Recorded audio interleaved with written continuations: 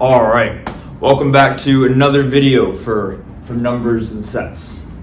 If you have noticed up here at the top of the whiteboard, we have changed the section title from division to this new topic called counting in integers, which means that we are slowly but surely progressing through the video series. And usually when we move on to a new topic, what I want to do is to kind of just give a brief overview of everything that we've done up until this point, so that way we can sort of put this new concept into context with everything else that we've been learning. So the very first thing that we talked about, if you remember at the very beginning of the video series, is we talked about pure math as a subject and how it revolves around proving things. So we talked about that, and we also talked about various proof techniques, and that was kind of the very beginning. Right. Then after that, we talked about the building blocks of math. So the building blocks, right? These things that, regardless of what area of math you're talking about, everything really at the fundamental level can be constructed from these building blocks. And if you remember, they were sets, functions, and relations. Right. So we talked about those as kind of introducing these building blocks that allow us to prove various statements in different areas of math. Then the next section that we talked about, and this was again the most recent one, was around division. And not just division, of course, in the simple one number divided by another number, but rather there's a whole set of concepts that came with this section on division, right? We were talking about what it means for one number to be a factor of another. We talked a lot about greatest common factors, and that led into prime numbers. And then there are some important theorems along the way, like the fundamental theorem of arithmetic, right?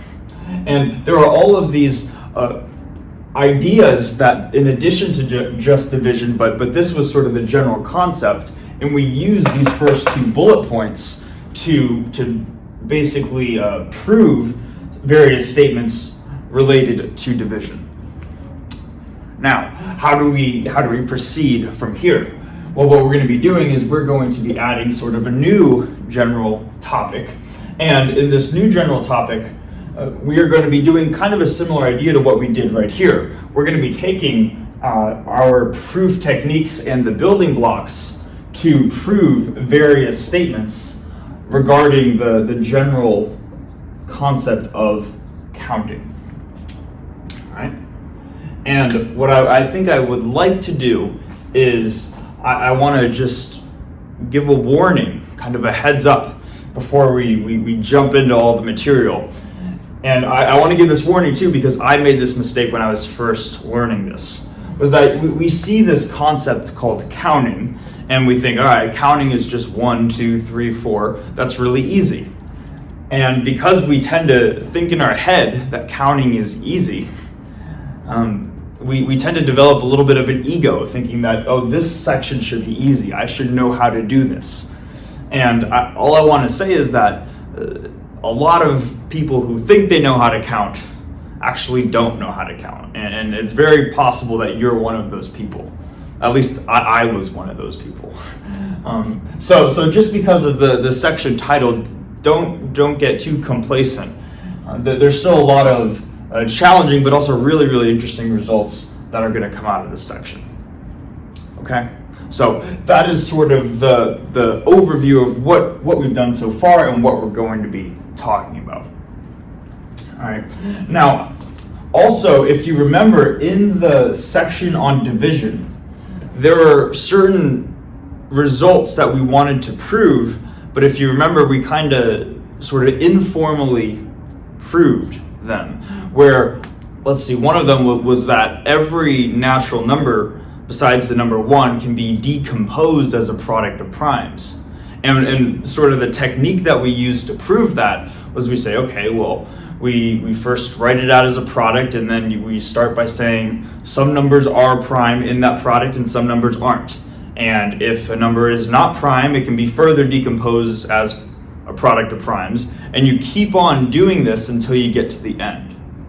And that logic of we're going to keep on doing this until we get to the end, that is sort of like a hand-waving argument for something that really should be a little bit more rigorous. So in addition to talking about counting as a subject, another main goal of this section is to introduce a new proof technique that will allow us to make that very argument a little bit more rigorous.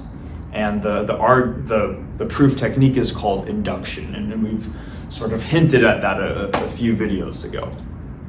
Okay, but that's gonna be the plan for kind of what's going forward in the next several videos.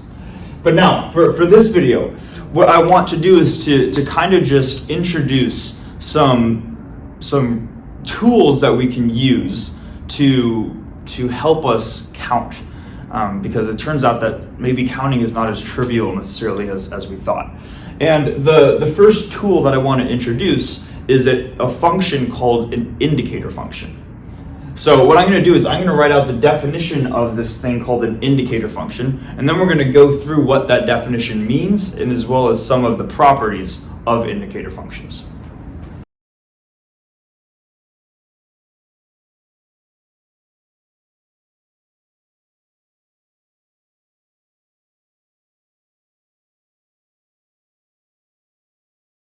All right, so we have the definition for an indicator function right here. Let's go through it together. So it says, let X be a set, and for each subset of X, which we're going to call A, for each subset, the indicator function of A is the function, I'll come over here. The indicator function of A is the function I sub A, which maps the domain to the codomain, where the domain is the set X, and the codomain is the number, is a set consisting of 0 and 1, and the function is defined as this. So I sub A produces the number 1 if X is an element of A, and it produces the number 0 if X is not an element of A. All right, so kind of a lot going on in this definition, right? And I promise it's going to make more sense once we go through some concrete examples. But some starting points to note is that, first, notice that the indicator function is a function of A. In other words, an indicator function belongs to a subset of a set. Every subset has a corresponding indicator function. So if you have two different subsets, you're going to have two different indicator functions. So the indicator function does not belong to the set X, but it belongs to a subset A of X. And that's why, notation-wise, it's denoted I sub A, to say that this is the indicator function for the subset A. Now, it's going to take in values from the set X. So whatever X, the elements of X are, that acts as the input, and it spits out the numbers 0 or 1. And the criteria is that basically it's going to spit out a number 1 if that element belongs to the subset, and it's going to spit out a number 0 if it does not belong to the subset. Okay. Hopefully this makes sense, but again, let's go through some examples to hopefully make this a little bit more concrete. So let's say that I have a set X, and maybe this set contains the numbers 1, 2, and 3. And I could take a subset of this set, and maybe I'll just circle that right here. Maybe the subset 1 and 2 is my subset A. And I want to basically look at what the indicator function does to various elements within the system that we have right here. So again, the indicator function takes all of the elements X, or all the elements in the overall set as the domain. So that means that we're going to have I sub A of 1, we're going to have I sub A of 2, and we're going to have I sub A of 3, because these are the 3 elements in my overall set. If we had 20 elements in the set, we would have 20 possible values. Now let's see what each of these outputs. So I sub A of 1 basically we're going to ask ourselves, is the number 1 in the subset A? The answer is yes, it is in the circle right here. So because it's in the subset A, we're going to spit out the number 1. That's going to be the output. Now, what is the output for I sub A of 2? Basically, we're asking, is 2 in the subset of A? And the answer is yes. So we would also output the number 1. As for the number 3, we see that the number 3 is not in the subset A, so we would output the number 0. And that is how indicator functions essentially work. So definition can kind of be a lot, but hopefully conceptually, at least that makes sense, and this is a good way of thinking about them. Now, I want to propose an additional idea to start looking at some properties of the indicator function. Let's say that we have some additional subset B, and I'm not going to tell you, or I'm not going to draw out, I should say, I'm not going to draw out what this subset B is. But what I will tell you is that I'm going to provide the indicator function values for that given subset. So rather than having the indicator function of A, I'm going to tell you the indicator function of B. And I'll say I sub B of 1 equals 1. I sub B of 2 equals 1. And I sub B of 3 equals 0. So these are what is provided now. And the question that arises is, okay, well, what is this subset B that produces these values? And hopefully it makes sense that because all of the values in the indicator function line up, all of these correspond. 1 and 1 produces the same output, 2 and 2 produces the same output, 3 and 3 produces the same output. The only way that I could draw a circle or a subset B on this diagram that satisfies each of these criteria is if I were to draw another bubble, maybe an orange, like this. And notice that even if I, at least visually, am not drawing the black subcircle and the orange subcircle as like the same physical circle, they are encompassing the same elements. So what this is telling us is that the only way that these conditions can equal these conditions is if A and B are the exact same subset. And that's actually really interesting because what this tells us mathematically is that if we're saying that I sub A is equal to I sub B, that is completely equivalent. That is logically equivalent to saying that just the subset A is equal to the subset B. And the reason why this is important is because if you remember early on when we were talking about sets, we wanted a definition to show how two sets are equal. Well, now we have this alternative method. This is a new way of showing that two subsets or two sets in general are equal. Two sets are going to be equal if their indicator functions produce the exact same value for every element. So this is one of the interesting properties that can arise. This is another way that we can show that two sets are equal is through these indicator functions. Now let's keep going. Let's see which one should we go through next. I think what I want to do, there are a bunch of different properties. Maybe the next one that I'll do is let's say that we have our indicator function and we want to square the indicator function. So maybe let's do that over here.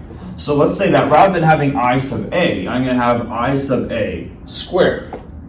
Well, if I square the function, all that's going to do is it's going to square these outputs right here. So rather than having 1 if x is in A, I'm going to have 1 squared. And same thing with 0. I'm going to have 0 squared if x is not in A. And if we were to just simplify this, we know that 1 squared is 1 and 0 squared is 0. So this is identical to just 1, 0. If x is in A, if x is not in A, like this. And this should hopefully look familiar again as just the indicator function itself. This should be, almost running out of room here, I sub a. So another interesting property of indicator functions is that if we have an indicator function squared, that will be the same as just the indicator function. In other words, we can raise an indicator function to any power, and we're just going to get the same indicator function back as the result. Okay, so that's also kind of an interesting property. Right. Hopefully this makes sense. Let's continue with this. There are a bunch of properties, and the first real part of the video is just going through these properties. Let's say now that I'm going to sort of erase what I have right here. Let's do this, and let's say that we still have our numbers 1, 2, 3 in our set, and A is still going to be the subset 1, 2. But maybe now let's say that the subset B is going to be 1, 3. So it's no longer the case where A and B are the same subset. And maybe what I want to do is I want to say, what is the indicator function of the intersection of A and B? Or in other words, and maybe I'll do this down here, what is the indicator function of A and B? Right, and this might look a little odd at first, but remember that if we take the intersection of two sets, that just spits out another set. And indicator functions belong to a subset, and A and B, this intersection, is a subset of X. So therefore we can write this as a possible indicator function. So let's say that we want to figure out what this is, right? And let's see how we do this. What we can do is we can say, let's figure out what the indicator function's values are for just A by itself and for just B by itself, and then kind of work with everything from there. So if I sort of just erase a little bit of what I have here, I think these values are still true. 1 is in A, 2 is in A, and 3 is not in A. And now for B, 1 is in B, 2 is not in B, so this should be 0. And 3 is in B, so this should be 1. Okay. And what I would ideally like to produce, because let's say this, what I would ideally like to produce is the indicator function values for I of A and B of 1, I of A and B of 2, and then I of A and B of 3, like that. And if we were to just look at this, we would say, okay, what is the number 1 in both subsets? Yes, so it spits out the number 1. Is the number 2 in both subsets? No, it's only in A, so we get 0. And is the number 3 in both subsets? No, it's only in B, so we also get 0. So I want to say, how can we produce these outputs for I sub A and B, given just I sub A and given just I sub B? Basically, how can we produce these from these two indicator function values up here? And if you take some time to think about it, maybe you could pause the video if you want, but I'm going to spoil it, of course, for the sake of time. Imagine that I were to just multiply these values. 1 times 1 gives me 1. 1 times 0 gives me 0. 0 times 1 gives me 0.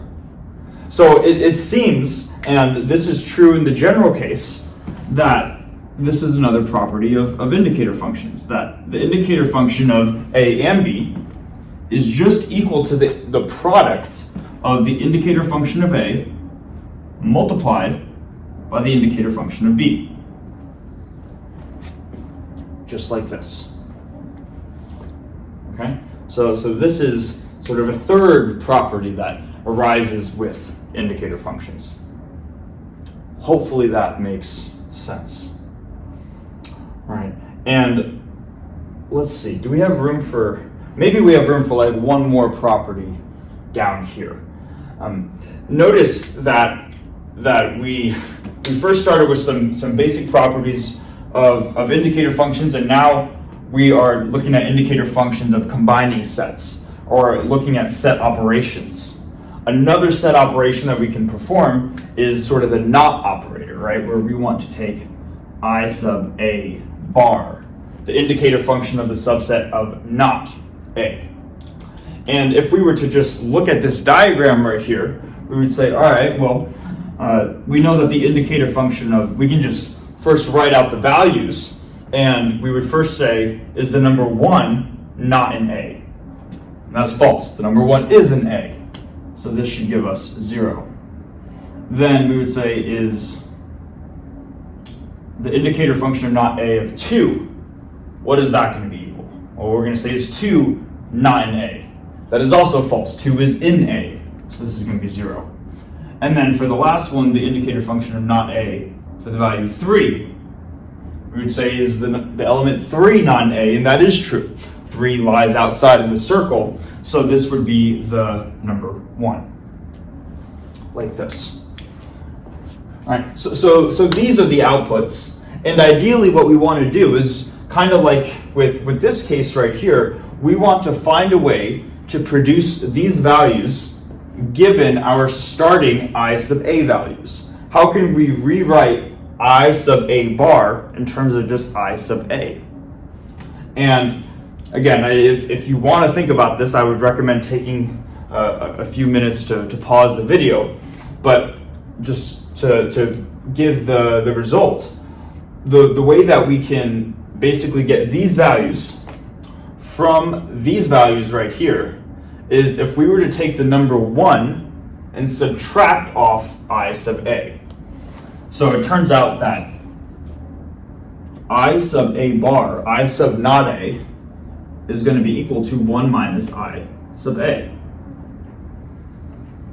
And feel free to check this. For when we set I sub A of 1 and 2 and 3, we're going to get a true result. So for example, I sub not A of 1 is 0, and that's equal to 1 minus I sub A of 1, or 1 minus 1, which is 0. Same thing here. 0 equals 1 minus 1, or 0. And then for when 3 is the input, now all of a sudden the left-hand side is going to be 1. 1 equals 1 minus 0. And that's true as well. Okay? So we have 4 properties that we have listed here. We have quite a lot going on with these indicator functions. What I'm going to do now is I am going to erase the board. We're going to go through one more property, and you might be able to guess what it is because we're looking at set operations, right? We had I sub A and B, I sub not A.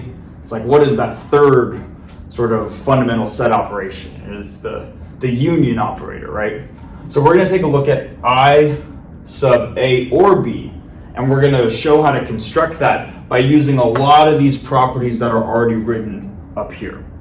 And then we're gonna keep going from there. So let me erase the board and then we'll do that.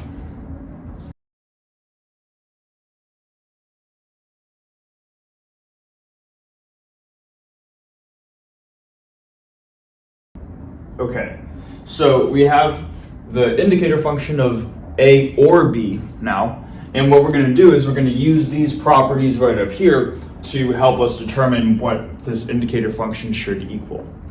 So the first property we're going to use is sort of this property right here, where the indicator function of not a subset is 1 minus the indicator function of that subset.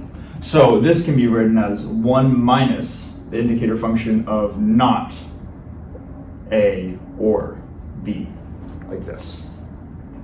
Then what we can do is we can refer to something that we talked about a while ago called De Morgan's laws, where we can rewrite this subset as, rather than not A or B, we can rewrite it as not A and not B.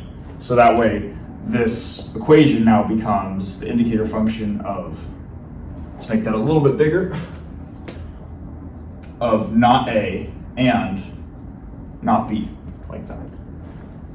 Okay, so going from here to here, we use De Morgan's laws.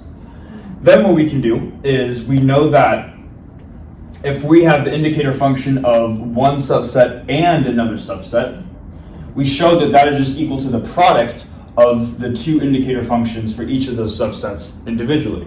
So this should equal 1 minus the indicator function of not A times the indicator function of not B. All right. Hopefully we're still following. What we can do now is just to take this property, the indicator function of not A, rewrite it like this, and the same thing for the indicator function of not B. So that way this becomes 1 minus indicator function of not A is 1 minus the indicator function of A. And indicator function of not B is 1 minus indicator function of B. And what we can do now is we can just simplify this expression to get our result. So we're going to have 1 minus, let's just put big parentheses around this. And then when we expand this out, we're going to get 1 minus I sub B minus I sub A plus I sub A times I sub B. Right? And then if we simplify this, the ones are going to cancel, and what we're left over with is I sub A plus I sub B minus I sub A times I sub B. And if we wanted to just simplify this a little bit more, we could rewrite I sub A times I sub B as I sub A and B using this property right here. So this could be written as I sub A plus I sub B minus I sub A and B. And this, again, is what I sub A or B is equal to. All right, so this is one additional property of indicator functions. Okay, hopefully this step-by-step process makes sense. Now, what we can do too is we refer to each of these properties, or not this one, but definitely these two properties right here. We haven't talked about this first one yet. And I want to just reiterate this first property by saying that if two indicator functions are equal, that tells us that the two corresponding sets are equal. And what we have right here is that the indicator function of A or B is equal to indicator function of A plus indicator function of B minus indicator function of A and B. So using this property, this further gives us a relation between different subsets. This tells us that the subset A or B, therefore, is going to be equal to, maybe let me put magnitude signs around this, A plus B minus A and B, like this. All right, indicator function of A or B is, let's do this, is equal to the indicator function of A plus the indicator function of B minus the indicator function of A and B. And we're putting absolute value signs around this, of course, because we can't add two sets together, but we can add their magnitudes, the amount of elements that are contained within each of these subsets. Each of these are just numbers, and this equation should always hold true. Okay. Hopefully this makes sense. All right. Now, what I would like to do is to essentially continue off of this result right here to introduce sort of the generalization of this principle.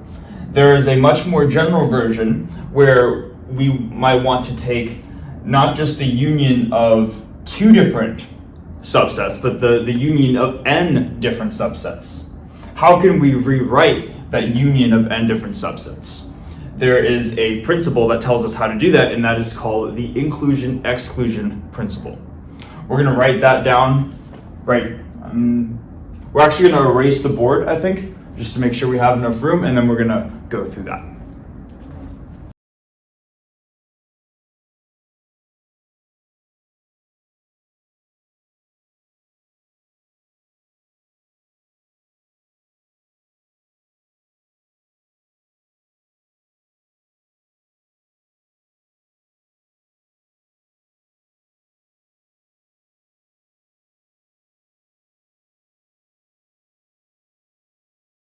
All right, so we've written out the inclusion-exclusion principle right here.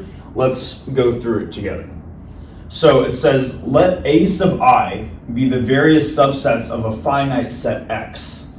Then either this long equation up here is true, or another way of writing this is that this equation right here is also true. These are two different variants of the inclusion-exclusion principle. I might be saying, what is this monstrosity of an equation, right? And just to keep in mind how this is connected to what we have been doing before, what we had just shown previously, maybe I'll write it up here, is that the amount of elements in A or B is equal to the amount of elements in A plus the amount of elements in B minus the amount of elements in A and B. In other words, we looked at the amount of elements in the union between two different subsets. What we are now doing is we are generalizing this to the amount of elements in n different unions between n different subsets. I should really say n minus 1 unions between n different subsets, but you get the point, right? So that's how this is connected to what we've been doing so far. And to actually prove this theorem, we're going to be referring to this version of the inclusion-exclusion principle. Okay. And specifically, we're going to refer to the tool that we've been developing so far. We've been talking all about indicator functions. Let's actually use those to prove this principle. So what I can do is I can first take the indicator function of this subset right here. This is a long way of writing a subset of X, but it is a subset, so therefore it must have a corresponding indicator function. So not A1 and not A2 and all the way through not A sub n, like that. Hopefully we remember that if we have indicator function of A and B, that is equal to the indicator function of A multiplied by the indicator function of B. So generalizing that, if we just have A1 and A2 and all the way through A sub n, that is just going to be the product of the indicator function of not A1 and the indicator function of not A2. And we just multiply all those individual indicator functions together, and we can write that product compactly using this notation where we say I sub A bar sub j, like that. Okay, so hopefully that makes sense. And then what we can do from here is if we have indicator function of not a subset, that is then equal to 1 minus the indicator function of that subset. Right, so just referring back to our properties of indicator functions. Now, because this is a product, what I can do is I can write out each of the terms in this product. I'm not doing anything new in this step, but if we were to write this out in a less compact notation, this would be looking like 1 minus I sub A sub 1 times 1 minus I sub A sub 2. And we keep multiplying all of these terms until we get through 1 minus I sub A sub n, like that. And it's at this point where I'm going to kind of, I guess, skip some steps, and you might be harshly criticizing me for this, but I argue that the reason for skipping the steps is due to how long it would take, I think, to actually explain it, and also how much I feel like it is going on a tangent of what we are actually doing. What I'm going to be doing is I'm going to say that if you were to expand out these n different terms, there is a way of writing it in terms of many different summations. And rather than going through the details of why each of those summations must occur, because really what you're just doing is algebra by expanding out these n terms, I'm just going to write out what the summation is, the sum of summations is. And we're going to take that at face value. And hopefully you've seen this expression at some point before if you've done a lot of algebra that looks something like this.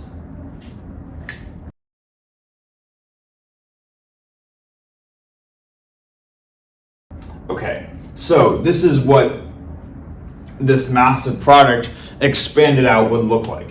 it would be 1 minus the sum of terms that only have one indicator function, plus some terms that have two indicator functions, and you keep on going with alternating signs until you get -1 to the n of a product of n indicator functions. Okay, again, if you haven't seen this before, I would take it at face value, but also I would recommend trying to verify that these two are equal, and maybe doing this for a small value of n, like n equals 3, because then the math doesn't get really ugly, at least. Anyways, let's keep going. So now that we have this, I want to kind of take a step back. The indicator function of this subset is equal to this, which is equal to this, which is equal to this, which is therefore equal to this. But we don't want to show that this indicator function just equals something. We want to show that the magnitude of this subset itself equals something. So we need to make that connection somehow. And to do that, I want to, maybe I'll come over here on the side and make a little square and go off on a little bit of a tangent to motivate the next step, at least. Where if we wanted to have, let's just say we have some subset A, and we wanted to find the number of elements in A. One way that we could do that is we could sum over all of the elements in our set X, and it would simply be the sum of all inputs into the indicator function I sub A. And you might be like, okay, why is this true? Because we have not motivated this yet. And what I think I'll do is I'll go back to the mini example that we had, and hopefully it will make sense. Maybe let me make this box just a little bit turned into a rectangle.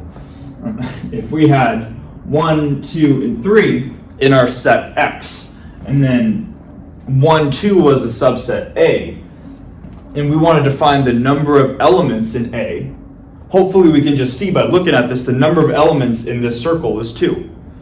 So what we should get is the number 2. So if we were to say the number of elements in the subset A, according to this equation now, is going to be I sub A of 1 plus I sub A of 2 plus I sub A of 3. We're just summing over each of the possible values in X when the indicator function acts on them. And when we do that, I sub A of 1 is 1, plus I sub A of 2 is 1, plus I sub A of 3 is 0. So we get 1 plus 1 plus 0, which equals 2, which is what we would expect for the number of elements in this subset. So the point that I'm trying to make is that if we want to find the number of elements in a subset, one way of doing that is through this expression using indicator functions. So what we're going to be doing then is if we want to find the number of elements in this subset, again, this is just some long way of writing some subset. If we want to find the number of elements in this subset, we just need to, and maybe let me actually write this out. If we want to find the number of elements in not A1 and not A2 and all the way through not AN, all we need to do is to sum over all the elements in our set. So we need to sum over all the elements in X. And we're going to take the indicator function of the subset, so of this guy, so the indicator function of not A1 and not A2 and all the way through not AN of X. Okay. This is just a simpler version of this. I shouldn't even say simpler version, it's just a more concise version. These are the exact same things. Okay? And the way that we're going to connect everything is what we have been doing going from here to here to here to here to here is developing a way of writing the indicator function of this various subset, or of that specific subset. We've been coming up with this thing right here that I'm going to put in brackets. This is what is going to go into here. That is what this is equal to, right? We said that this thing is equal to this. So what I'm going to do now is I am just going to substitute in the thing in brackets into here, and then we're going to simplify. Let me write that as a line, and then we'll keep going.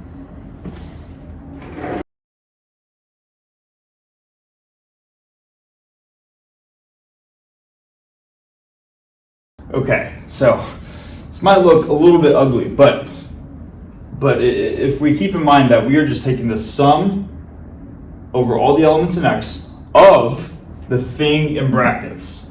Basically what that means is we're taking this summation and plugging this summation into and distributing it into each of the terms. So now this first term, the number 1, has that summation. The second term also has that summation. Third term also has that summation. It keeps on going all the way through the nth term, which now has this summation. That's all we're doing. So a lot of symbols, but we're just distributing, and that's it. Okay.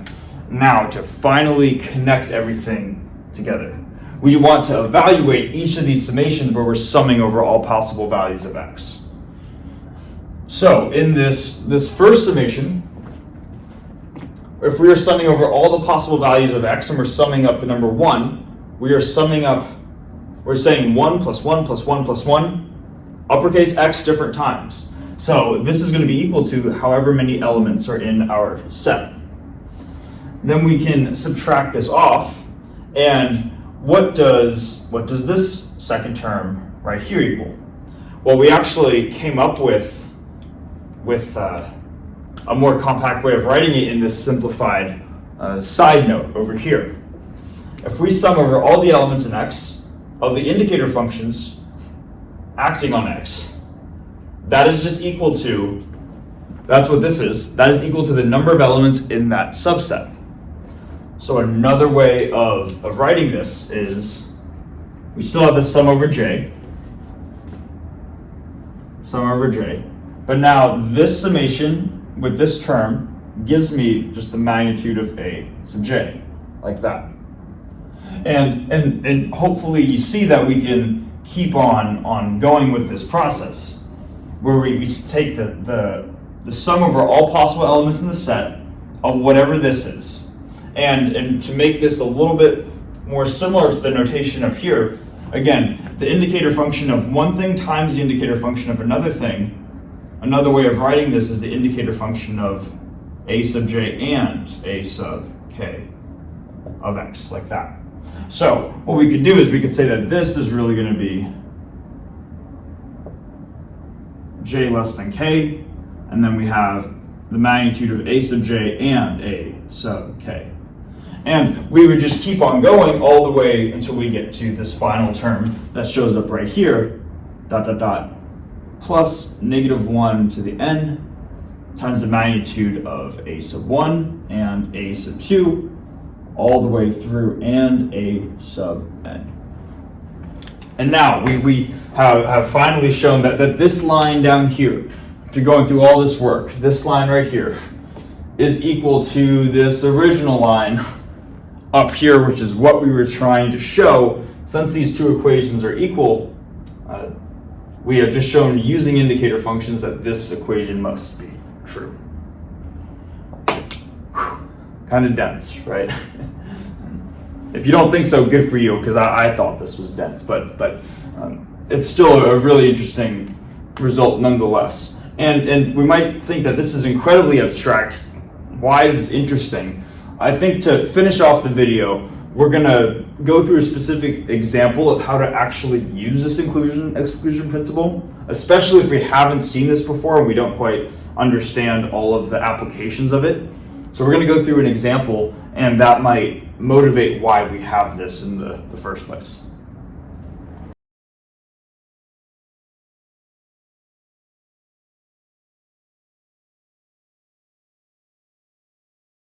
All right, so we have an example problem, and this problem might look very, very different from the abstract sort of inclusion-exclusion principle that we have written, or we've kept at least up above.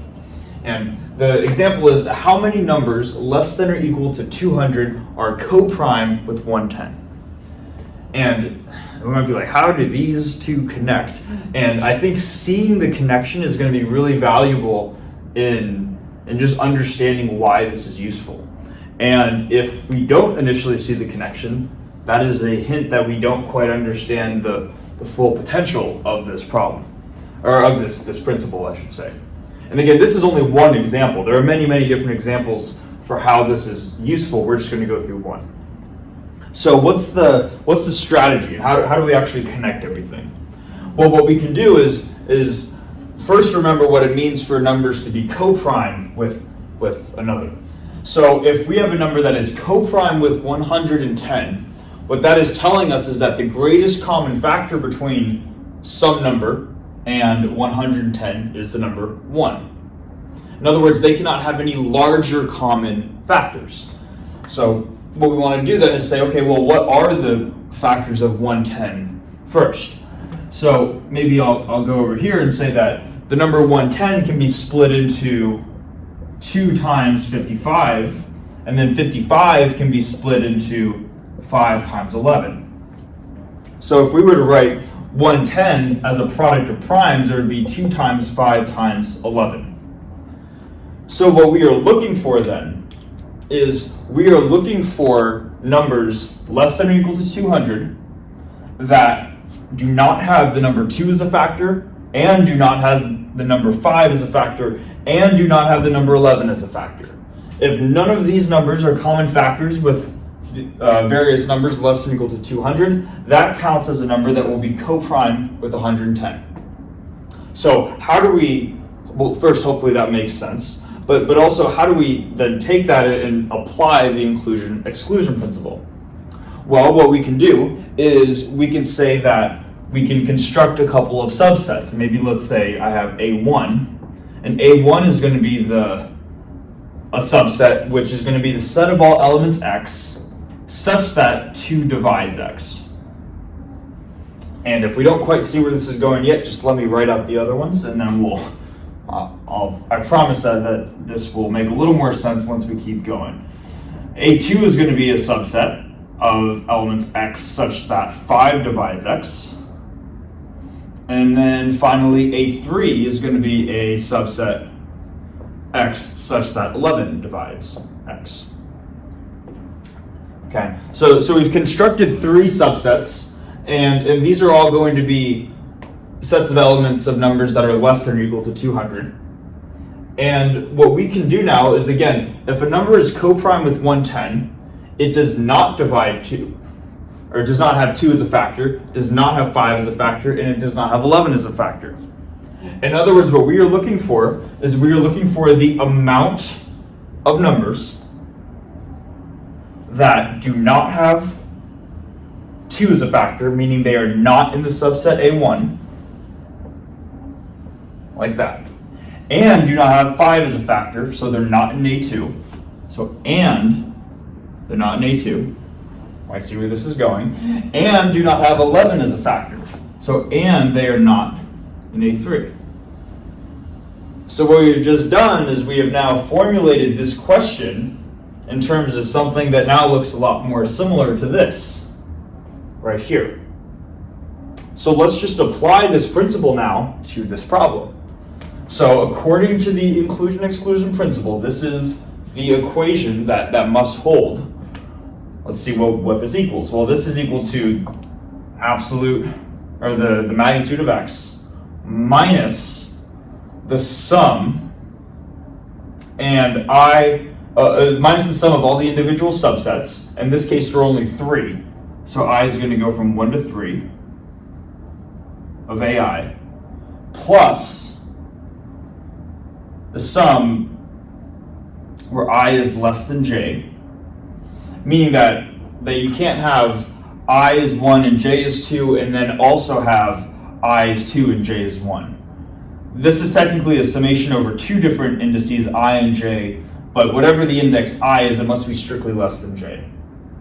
Okay, so then we're going to have A sub I and A sub J minus sum over I less than J less than K of A sub I and A sub J and a sub k, like this. Now, to make sure that I didn't lose anybody right there, I'm going to simplify each of these terms so they're more specific to the problem. So, first thing, absolute value of x by itself. How many numbers are in the overall set? Well, in the overall set is a set of numbers less than or equal to 200. There are 200 numbers less than or equal to 200. So the number of possible elements in the set is 200. Now we're going to subtract off all of the individual magnitudes.